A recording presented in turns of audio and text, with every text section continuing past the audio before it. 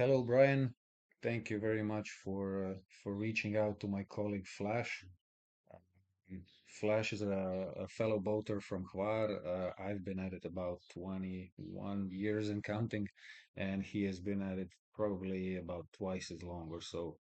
So we've been working together for a number of years, and whenever there's an inquiry for a longer trip such as this one, he usually forwards it to me because he only does the local smaller trips. In any case, my name is Nicola.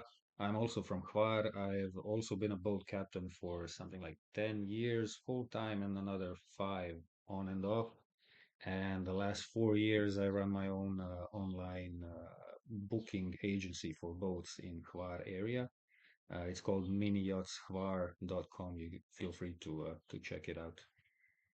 In any case, I decided it would be the easiest just for me to put together a short video like this so that you could go over it at any time at your own leisure and have it all in one place.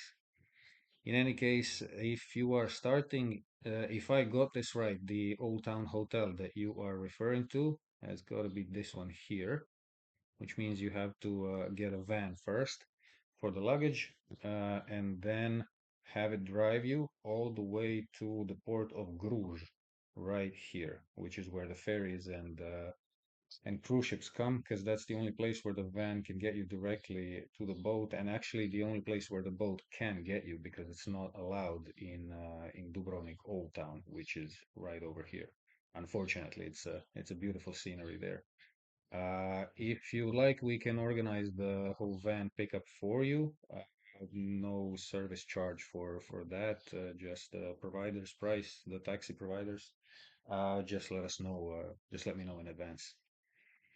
In any case, if we are getting on the boat at 9 a.m., I say we, I'm probably not going to be the captain, but I used to be many times for this particular route also.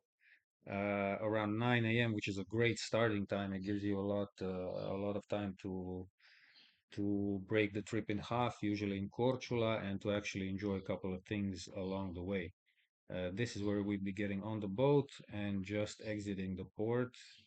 Here to our left, we got the three larger and few smaller, one, two, and three, Dubrovnik's Elafiti Islands. That's what they're called.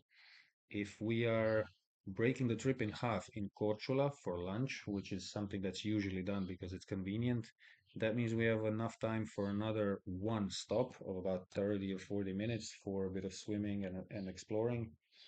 Usually that's somewhere around here, around one of the Elafiti Islands. My favorite little area is this one here because it's got a few extra smaller islands, so it's kind of fun to drive close by and in between them. And there's also a few really nice beaches around here.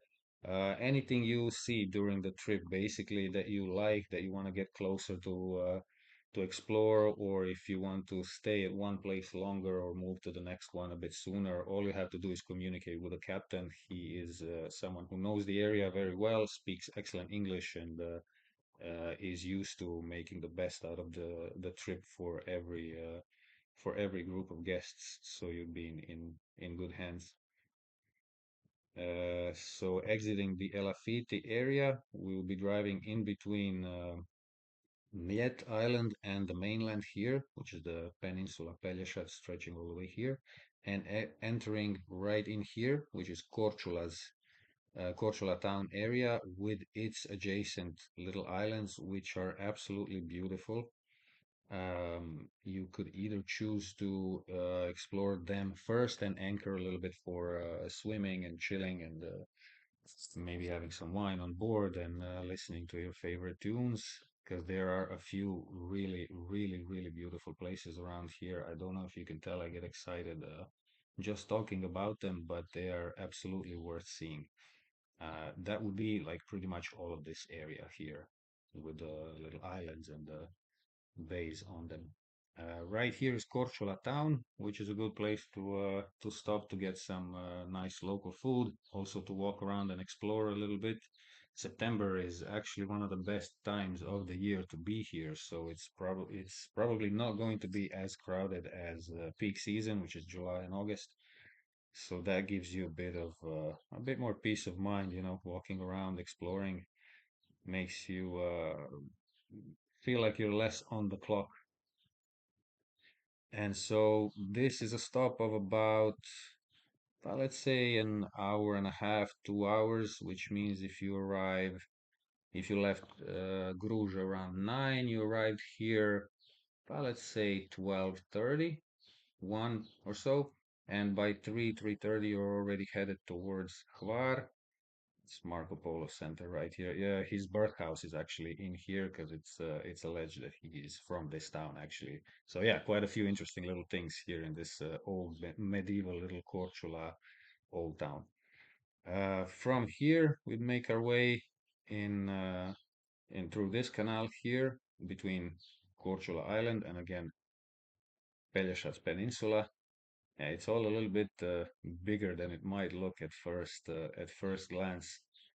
So yeah, there's from Korčula to Hvar, there is another about an hour and a half worth of driving if we're not in a hurry, passing by the island of Cedro here, and all these little places and towns and bays along the southern side of Hvar, and then entering through right here between Hvar and Paklani Islands, entering into Hvar port, right here.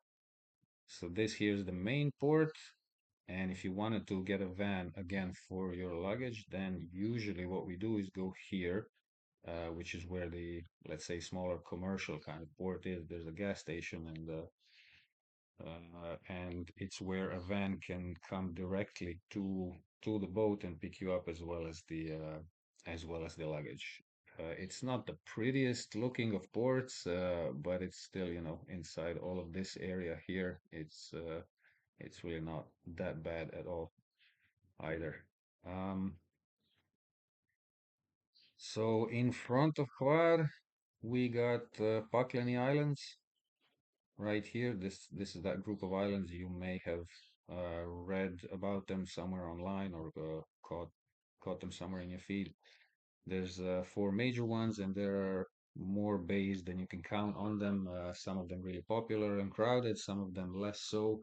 It's almost always possible to find one that's completely lonesome, especially in September again.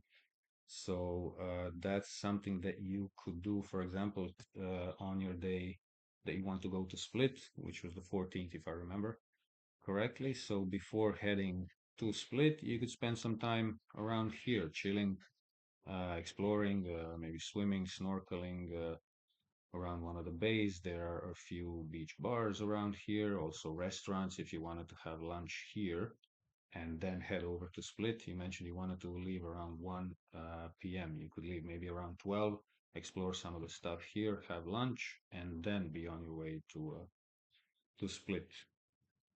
Palmirana, this is one of the most popular ones. Um, but again, there are so many others that it's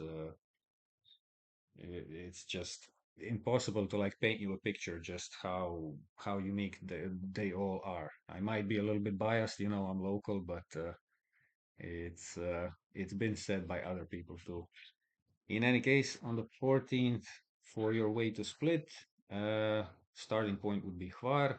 Probably again the same point if you got your luggage. So right here, Pizna Luka, and then heading again if you want to visit Paklani, that would be right here.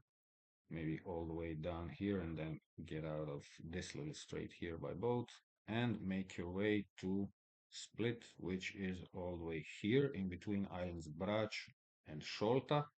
That's literally halfway of the 1 or so hour trip by speedboat. And that gets you to the port of Split right here. So this is the ferry port over here. Usually we do the get people on and off the boat in Split around here somewhere, the western coast. That's usually somewhere where you can where we can find enough room to get our guests and their luggage in and out of the boat, and it's as well where again the van can come as close as possible to the boat to get the luggage and everything else. Right. Wow, that's 10 minutes actually. I thought it was going to be shorter. Thanks a lot for your patience with my presentation and my oohs and ums and all of the interruptions. In any case, if you have any other questions, please let me know. Just wanted to show you the boat that we could use. So I actually included a link in the email, but let me just quickly run through it. About that photo, I need to reduce the redness of the people in this photo. I just noticed that. In any case, that is the boat, Pelagosa. So that's the actual boat that I sent you in the attachments. This is another video actually recorded around Dubrovnik last year. So yeah, you can check it out on the website if you choose to visit it. These are also all images from the boat. That's exactly what it looks like. Yes, it's really that clean and that beautiful. The sides here in the rear do open up and they are a total hit. They transform the boat into your own private little beach club there in the rear. So it's really a head turner anyway, anywhere you show up with it. And yeah, I'll leave you to the exploration. Yeah, also the reviews are all real from people usually mostly last year.